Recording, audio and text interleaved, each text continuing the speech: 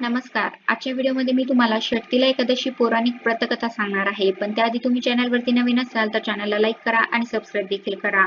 कमेंटमध्ये श्री स्वामी समर्थ किंवा ओम नमो भगवते वासुदेवाय नमः लिहायला विसरू नका.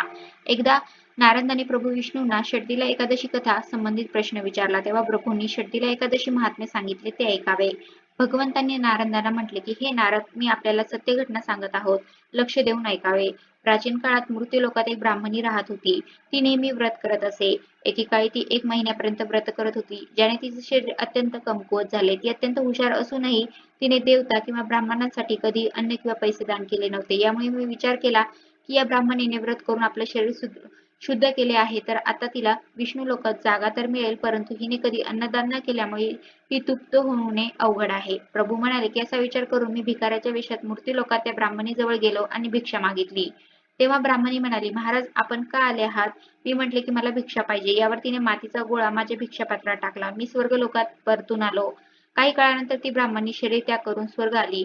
तेव्हा ब्राह्मणीला मातीदान केल्यामुळे स्वर्गात सुंदर महाल मिळाले, परंतु आपल्या घरात धान्य नसल्याचे बघून ती घाबरली आणि माझ्याकडे येऊन म्हणाली की मी अनेक व्रत पूजा केली, तर माझ्या घरात धान्य नाही. यामागील कारण काय आहे?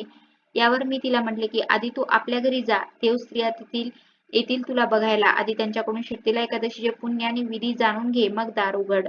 माझे वचन ऐकून ती तेथून निघून गेली. जेव्हा देवस्त्री आल्या आणि दार उघडण्याचा आग्रह करू लागल्या तेव्हा ब्राह्मणी म्हणाली, आपण मला बघायला आल्या आहात, तर आधी मला षटतिला एकादशीचे महात्म्य सांगा.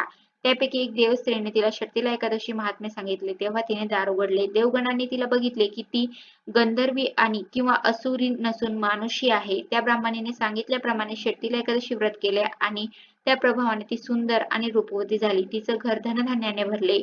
म्हणून मनुष्याने मूर्खतेचा त्याग करून षटतिला एकादशी व्रत करावे, लोभ सोडावा आणि या निमित्ताने तिळाचे दान करावे. याने दुर्दैव, दारिद्र्य आणि अनेक प्रकारच्या संकटापासून मुक्ती मिळते. तर अशी आहे षटतिला एकादशीची पौराणिक कथा. कसा वाटला तुम्हाला माझा आजचा व्हिडिओ? कमेंट करून नक्की सांगा. धन्यवाद.